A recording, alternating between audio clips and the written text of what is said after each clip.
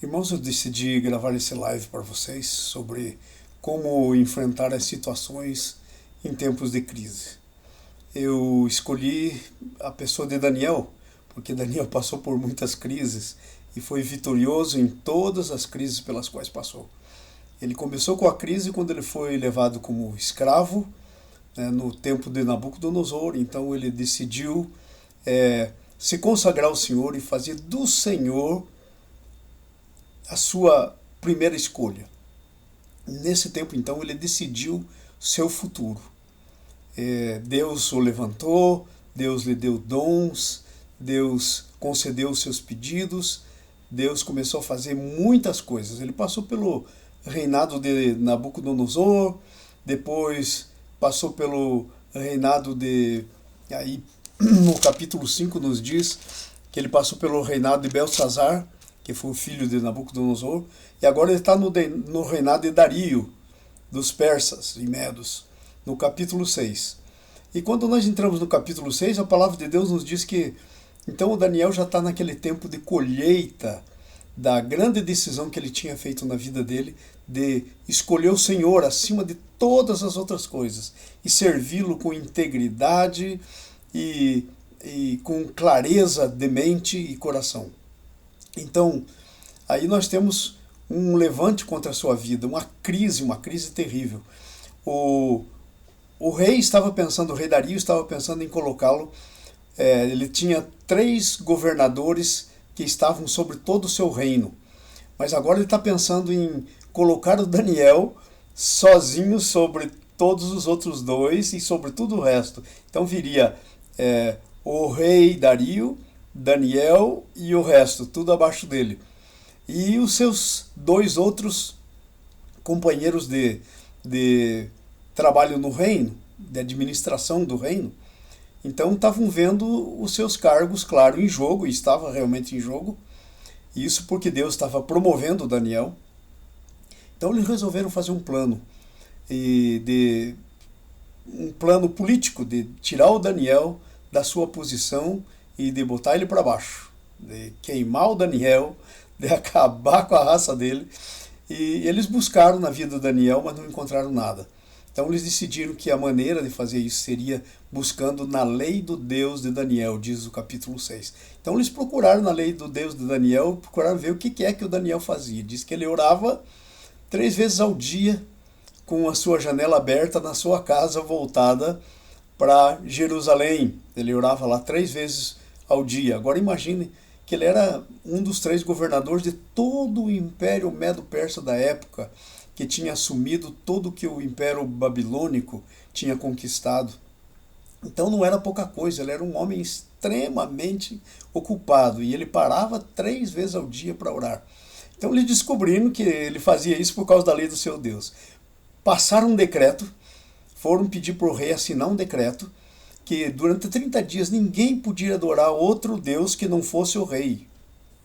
Você imagina então, e o rei inocentemente, ele gostava do Daniel, sabia quem era Daniel, que iria promover, já tinha o plano de promover Daniel, mas inocentemente pensando que o pessoal estava querendo agradá-lo, mas eles estavam realmente querendo fritar o Daniel, literalmente. Então ele assina o decreto. E aí, passado alguns dias, devem ter ido num grupinho e tal, e viram o Daniel orando, chegaram e disseram para o rei, não tem esse decreto? Daniel, esse dos exilados de Judá, ele não faz caso de ti. E a lei diz que a tua palavra não pode voltar para trás, tem que ser jogado na cova dos leões. Então o rei caiu em si e viu a bobagem que tinha feito. Assinou um decreto que não era nada com respeito a ele, mas era tudo com respeito a Daniel. Então olha a crise em que Daniel está. Tem um decreto de morte sobre a vida dele. E não pense que Daniel não sabia desse decreto, porque ele era um dos 3 que estava lá em cima, abaixo do rei. Então, claro que ele sabia que o rei tinha assinado aquele decreto, ele sabia de tudo, mas ele talvez não decidiu dizer nada porque, bom, tinha lá suas razões, talvez não queria contradizer os outros 2, ou talvez, mas ele tinha muita certeza do que ele ia fazer, ele iria continuar orando.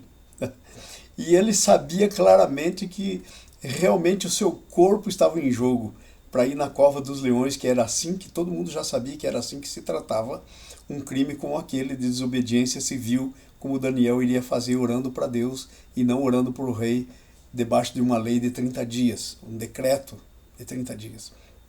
Então o que o Daniel faz? Ele continua orando. E ele já tinha uma decisão perante o seu Deus de confiar no seu Deus acima de toda e qualquer circunstância, de fazer o seu Deus o Deus responsável por sua vida, de fazer do seu Deus o seu protetor, o seu provedor, o seu benfeitor. Ele tinha isso já com Deus fechado, não tinha dúvida, ele não estava ainda nesse mar da decisão, ele já tinha passado esse mar, ele já estava com essa certeza. Então ele continua orando, o pessoal vai lá, acha ele, vem para o rei, e o rei então vai executar a sentença. E o rei bota ele para a cova dos leões e põe uma pedra, põe o seu selo real para ninguém mover a pedra. E diz o texto que a noite inteira ele tentou, antes de pôr o Daniel lá, tentou a noite inteira ver se achava uma saída, mas não havia saída, porque ele tinha assinado um decreto real que não podia ser subrogado, não podia voltar atrás. Então, ele vai de manhã no outro dia e ele faz uma pergunta muito interessante. Oh Daniel, esse Deus a quem tu continuamente serves, ele terá podido te livrar dos leões? Então ele sabia que o Daniel servia continuamente o seu Deus, ele não tinha uma religião, ele não era um agente secreto de Deus, como hoje em dia há muita gente, né, que serve a Deus escondidinho. Ele não era. Era declarado, o rei sabia que ele servia o seu Deus e sabia qual era o seu Deus, era o Deus de Israel. Então ele vem e faz essa pergunta. O Daniel lá de baixo grita assim: ô reis, viva para sempre. O Senhor enviou seu anjo e ele fechou a boca dos leões porque não foi achado em mim culpa. E aí então o rei manda tirar Daniel daquela cova e manda jogar aqueles três e as suas famílias dentro da cova. E o texto diz que antes que eles caíssem lá, os leões já estavam despedaçando eles. Então não comeram Daniel, não era porque estava com a barriga cheia, não. Quando vieram os outros, antes que caísse e chegasse ao fundo, já estavam começando o banquete leonino, né? E então o Daniel sai de lá, os seus inimigos são derrotados. Agora veja algumas coisas que nos ensinam como viver num tempo de crise. Primeira coisa, nossa fidelidade tem que ser inegociável. Ok? Nós não podemos negociar a nossa fidelidade. Deus é o nosso Deus em qualquer circunstância. Ok? E essa é uma coisa muito importante, porque às vezes a gente tenta dar um jeitinho nas situações. Mas Daniel não tentou dar nenhum jeitinho na situação. E eu não estou dizendo com isso que nós não temos que fazer as coisas que, pela sabedoria que Deus nos deu, temos que fazer quando entramos em tempo de crise. Por exemplo, agora nós estamos numa crise do coronavírus, então nós temos que nos proteger, nós temos que ficar mais em casa, nós não temos que se expor, porque a Bíblia diz que aquele que sabe o que deve fazer e não o faz, nisso está pecando. Então nós temos que fazer, e não é disso que nós estamos falando de outra coisa. Estamos falando de uma coisa muito mais profunda. Estamos falando que em toda crise que vem por aí tem um elemento espiritual, há uma guerra, há uma luta por trás dela. E a luta tem dois sentidos. Tem dois sentidos. Primeiro, derrubar a gente, ok? Isso é terrível. E o segundo sentido é alguma coisa que afronte o nosso Deus. Se nós não cairmos, o nosso Deus não será afrontado. E se o nosso Deus não for afrontado, isso é bênção para nós. Então, algumas lições aí desse texto, bem rapidinho. Primeira lição: Daniel foi fiel. Ele sabia do decreto, ok? Ele, sabia que o decreto era para ele, né? Porque não podia orar, ele sabia que ele orava, ele não era nem um bobinho, ele tinha toda uma sabedoria dada por Deus, então ele sabia desse decreto. Essa é a primeira coisa. Segundo, ele sabia em quem ele cria, então ele não estava com medo, porque ele sabia na sua vida aquilo que está escrito lá no livro de Salmos, que todos os seus dias foram escritos no seu livro, cada um deles escrito e determinado quando nenhum deles ainda havia. Salmo 139, se você quiser ler isso depois lá. Ok? Então ele tinha certeza disso, ele vivia com essa certeza. Outra coisa, tempos de crise não pode tirar sua paz. Daniel não perdeu sua paz. Tempo de crise não é tempo de você se autoexplicar, se autodefender, argumentar. É tempo de você fazer o que você tem que fazer. E principalmente é tempo de você orar. Daniel, homem de oração, continuou orando. Ok? Então, o que mais que nós aprendemos? Que quando você entra em crise, há uma promoção para você. Crise é tempo de promoção para o povo de Deus. Ok? Guarde bem isso. Daniel ia ser promovido lá em cima. Mas se ele fosse promovido como primeiro depois do rei e ficasse os outros dois abaixo, imagine o que ele sempre teria na sua vida dali para frente. Ele teria aquela oposição organizada. Ele teria uma oposição organizada sempre tentando puxar o seu tapete, sempre tentando buscar alguma coisa contra ele, e inimizade contra ele. Então, Deus não somente quer te dar uma promoção, mas Ele quer te dar uma libertação também. Libertação dos teus inimigos. Então, a Bíblia diz que os inimigos dele foram jogados na caverna dos leões, ou na cova dos leões, foram comidos, e quando ele assumiu o seu papel como único depois do rei, ele não tinha ninguém para fazer oposição. Então Deus está lutando com a sua provisão sobre a sua vida, provisão por causa da sua fé, em que Deus quer levar você para um outro nível, em que Deus quer guardar a sua vida, em que Deus quer fazer com que você seja reconhecido. Deus não quer tirar a bênção que está vindo sobre você. Parece que essa tentativa de roubar a bênção, Daniel. A tua bênção ninguém rouba, ok? Ninguém tira. Satanás não tira, homens não tiram, circunstâncias não tira, coronavírus não tira. A tua bênção ninguém rouba.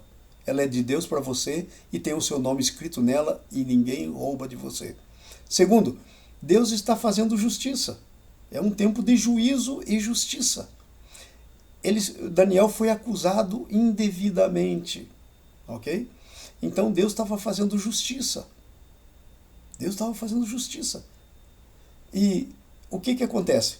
Depois veio mais uma coisa. O rei então faz um decreto e, veja só, escreveu aos povos. Eu quero ler para você aqui, capítulo 6. Então o rei Dario, versículo 25. Então o rei Dario escreveu aos povos, nações e homens de todas as línguas que habitam em toda a terra, paz seja multiplicado. Faço hoje um decreto pelo qual, em todo o domínio do meu reino, os homens tremam e temam perante o Deus de Daniel, porque ele é Deus vivo e que permanece para sempre. O seu reino não será destruído e o seu domínio não terá fim.